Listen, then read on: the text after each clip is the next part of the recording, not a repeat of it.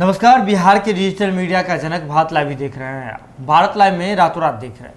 रातों रात यानी कि ऐसा शो जहां आपको हम हमेशा से ऐसी ही खबरें देते आ रहे हैं जिस खबर को जानने और समझने के बाद आप उसके आगे विस्मयादि बोधक चिन्ह लगाने पर मजबूर हो उठते हैं। बिहार की राजनीतिक परिस्थिति समय अनुसार जो है लगातार बदलते जा रही है। ऐसे में एनडीए के भीतर खाने से ही बगावत के स्वर जो है वो बुलंद होने लगे हैं।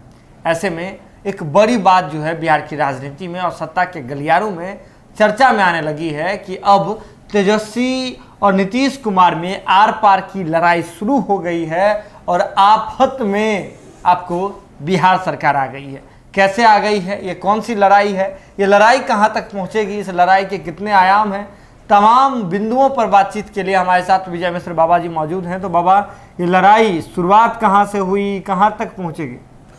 सुमन, जिस बच्चे को जी आज से 6 साल पहले नीतीश कुमार ने उंगली पकड़ के चलना सिखाया, जी आप सुने भी होइएगा, हमारे यहाँ कहा जाता है कि जब बाप का जूता बेटे के पैर में होने लगे जी। तो आप इस बात को समझ लीजिए कि बेटा आपके समान, आपके बराबर हो गया है। अब आपके साथ वो बहुत सारी चीज़ों का साझा कर सकता है। बिल्कुल बिल्कुल। आप राय मशवरा भी कर सकते हैं।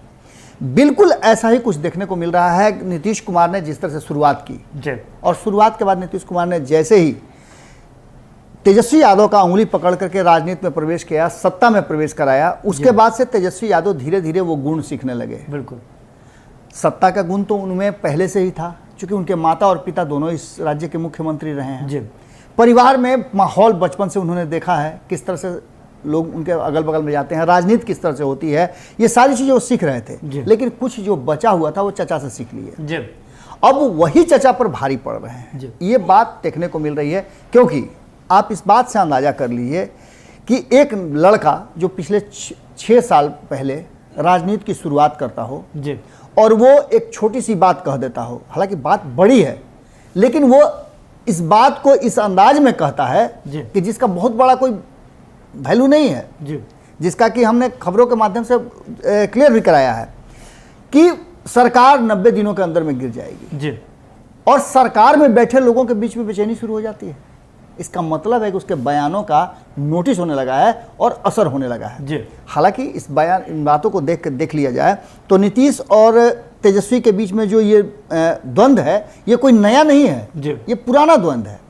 लेकिन अब आज के समय में उस द्वंद्व की चर्चा क्यों हो रही है, तो उसके पीछे कई कारण हैं। बिल्कुल। सुमन, आपने खबर ब्रेक किया था कल ही, आपने जब बातचीत किया था आरसीपी सिंह से जी, तो आरसीपी सिंह ने आपसे बातचीत के दौरान ये बातें कही थी कि मनजीत सिंह हमारे यहाँ नहीं है। जी, पहले थे हमारे साथ, कदावर नेता के रूप में रहे थे, अच्छे संबंध थे हम लोगों के साथ, ये मानते हैं कि हमारे साथ थे, लेकिन अब नहीं है, तो उन पर कोई बातचीत नहीं होगी। तो फिर बेचैनी क्यों? जी, पूरी पार्टी के जितने भी, खास करके अगर राजपूत बिरादरी के नेता को कहा जाए, तो मनजीत सिंह के पीछे छोड़ दिया गया। लेसी सिंह पहुंचे थे, राणा बिल्कुल, उनके गाड़ी से उतरते हुए आपने देखा किस तरह से मैंने पूरे राजपूत नेताओं को जोड़ दिया गया और जोड़ करके ये कहा गया कि मना लीजिए। जी, ये इस बात की तरफ इशारा करता है कि कहीं ना कहीं नीतीश कुमार जी और आरसीपी सिंह के बीच में सामंजस्य नहीं है। बिल्कुल। और इसका फायदा कहीं ना कहीं तेजस्वी यादव उठाना शुरू कर चुके हैं और यही कारण है कि तेजस्वी यादव अब जो बातें स्थापित कर रहे हैं वो थोड़ा सा महत्वपूर्ण हो गई हैं। मनजीत सिंह कहाँ जाने वाले थे, ये किसी से छुपा नहीं है। सिर्फ मनजीत सिंह की बात क्यों करें, जी। ऐसे लंबी फहरिस्त है। आप मदन सहनी की बात कीजिए ना। जी। मदन सहनी को क्या हो गया था? मदन सहनी ने भी नीतीश कुमार और उनकी सरकार और साथ साथ अपनी पार्टी के श्रेष्ठ नेतृत्व पर भी सवाल खड़े कर दिए। उन्होंने कहा कि मैं असहज महसूस कर रहा हूं, मुझे जो विभाग मिला है उस विभाग में मैं काम नहीं कर पा रहा हूं, क्योंकि जिस तरह से जो मुख्य अधिकारी हैं वो हमारे साथ व्यवहार कर रहे हैं, हमारे साथ सामंजस्य स्थापित नहीं कर पा रहे हैं, वैसी स्थिति में काम करना मुश्किल है। बिल्कुल। हम जनसेवक हैं और जनता का काम अगर मंत्री रहते हुए नहीं करेंगे तो निश्चित रूप से अगली बार जनता हमें वहां से खदेड़ देगी। और यही कारण है कि उन्होंने पेशकश कर दिया था इस्तीफा देने का। ये बात यही नहीं रुकती है जी। आगे बढ़िए आप तो ज्ञानंद सिंह ज्ञानू ने किस तरह से सरकार को लेकर के जो बातें उन्होंने कही, एक अलग दल है जो उस सरकार के हिस्सा हैं और बड़े दल के रूप में है। भारतीय जनता पार्टी एक बड़े दल है और ज्ञानंद सिंह ज्ञानू का बात को आप यूं ही नहीं ले सकते हैं, क्योंकि इनका बड़ा संबंध नीतीश कुमार के साथ भी रहा है और बिहार की राजनीति के बहुत पुराने खिलाड़ी और माहिर माने जाते हैं। और समय समय पर बीजेपी में रहते हुए भी बीजेपी को लेकर के बिल्कुल रास्ता दिखाने का काम करते हैं। बिल्कुल बिल्कुल। अब श्याम बहादुर सिंह की बात कर लीजिए। श्याम बहादुर सिंह ने क्या कुछ नहीं कहा। जो बातें श्याम बहादुर सिंह ने की, उस सारी बातों को हमने रखा है। उनका भी कहना सिर्फ यही बात है कि हमारे बीच में सामंजस्य का कमी है और जिसका फायदा तेजस्वी यादव उठा रहे हैं जी। उन्होंने तो यहां तक कह दिया था कि लालू प्रसाद को आप यूं ही कैसे कर दीजिएगा। लालू प्रसाद ने जो बिहार के लिए किया है, आज उसी पर नीतीश कुमार टिके हुए हैं। बिल्कुल, क्या किया है उन्होंने। इतना ही नहीं, जय कुमार सिंह ने तो साफ तौर पर कह दिया जी कि हमारे साथ जो कुछ भी हुआ वो ठीक नहीं हुआ है।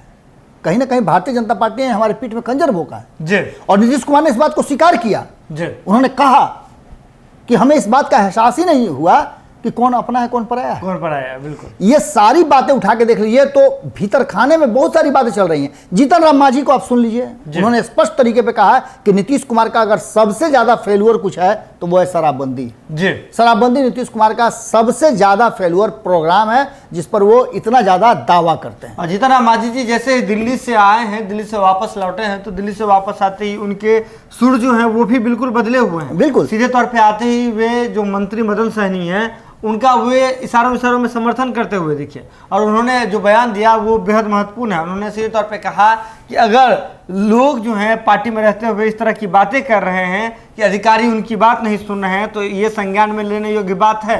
यानी कि कहीं ना कहीं जीतन राम मांझी जी भी इन बातों पर हामी भर रहे हैं।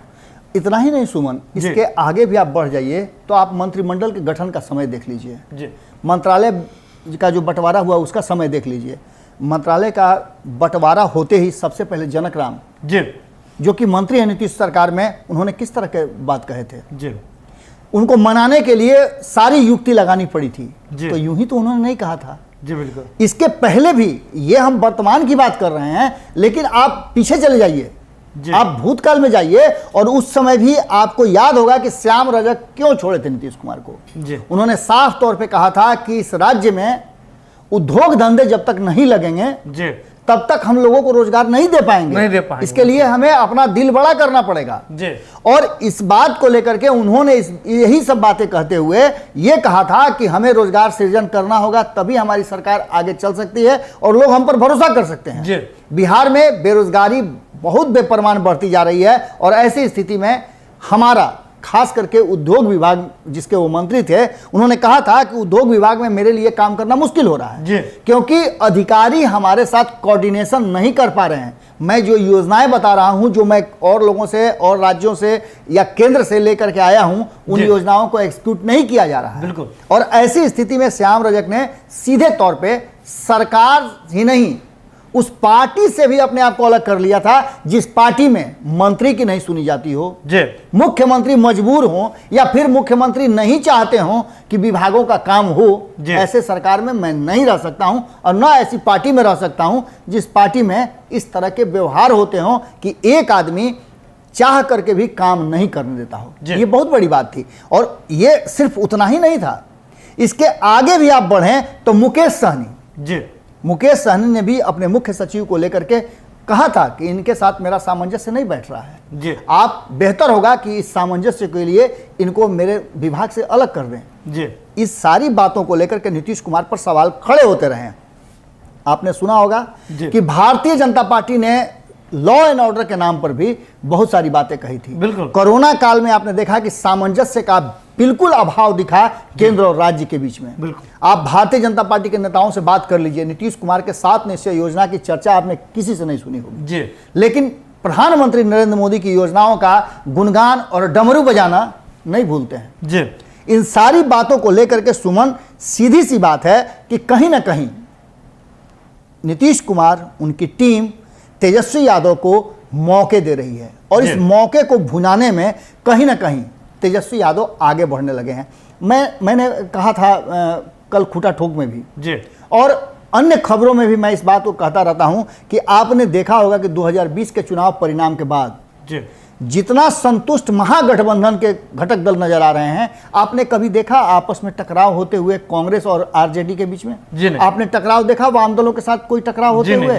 नहीं देखा होगा। लेकिन एनडीए में टकराव रोज सुबह शाम दोपहर रात होते रह रहा है। नीतीश कुमार जी के दिल्ली प्रवास के बाद बहुत सारी बातें ऐसी हो रही हैं जिसको लेकर के कहा यह जा रहा है कि कोऑर्डिनेशन का अभाव है। जिस कोऑर्डिनेशन को लेकर के जीतन राम मांझी महागठबंधन छोड़े थे, आज वही कोऑर्डिनेशन एनडीए के भीतर नहीं है। हालांकि जीतन राम मांझी को साधने के लिए भारतीय जनता पार्टी ने जो पासा फेंका है वो ठीक निशाने पर बैठा है। जीतन राम मांझी को बुला करके दिल्ली में बात होती है, उनके पुत्र को बुला करके उनके साथ मंत्रणा होती है और वही दिल्ली से नीतीश कुमार बैरंग वापस आते हैं। इसका मतलब होता है कि कहीं ना कहीं अब जो तेजस्वी यादव नीतीश कुमार के साथ आर पार करने के मूड में हैं, इसको लेकर के भारतीय जनता पार्टी की भी मूक सहमति है।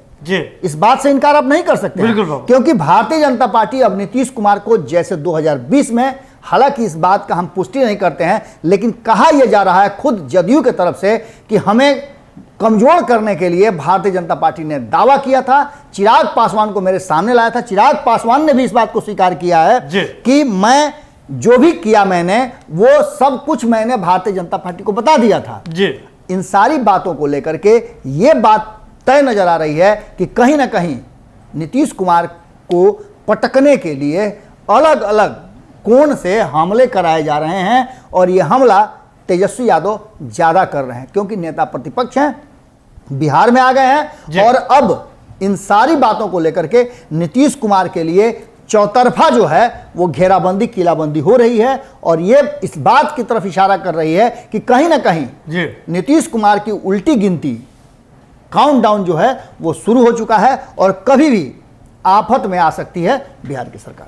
लेकिन इन्हीं तमाम चीजों को लेकर के जब राजद के जो फायर ब्रांड प्रवक्ता हैं बंटू सिंह, उन्होंने सीधे तौर पे कहा कि अभी तो पहला गियर लगाया है तो इतनी चीजें हो रही है बिहार एनडीए में, अगर और जो है अभी गियर लगाना बाकी है। यानी कि सीधे तौर पे समझिए तो राजद जो है सिलसिलेवार तरीके से हमले के लिए एक लंबी फहरिस्त तैयार कर चुकी है और तेजस्वी यादव भी बार बार इस बात को दोहरा रहे हैं कि 3 महीने के भीतर बिहार में तख्ता पलट कर देंगे और इस दावे के साथ ही एनडीए में हलचल जो है शुरू हो गई है। जो भी अपडेट होगा बात लाइव की टीम सबसे पहले आप तक पहुंचाएगी। इसके लिए जरूरत है कि बात लाइव की खबरों को यूं ही देखते रहें, शेयर करते रहें और हमारा मनोबल बढ़ाते रहें। बहुत बहुत धन्यवाद। अगर ये वीडियो पसंद आई और वह बिहार के राजनीति और बिहारियत से सरोकार रखेनी तो सब्सक्राइब बटन दबा के चैनल के सब्सक्राइब कर ली। ओजे एगो घंटी बा, ओकरा बटन दबा देला से कुल सटीक और मारक खबर रुआ मुफ्त में मिल जाई। अगर रुआ पत्रकारिता के हमनी के नया प्रयोग में सहयोग कर चाहतानी तो ज्वाइन बटन दबा दी। पेटीएम नंबर नोट कर ली 9386816700। धन्यवाद।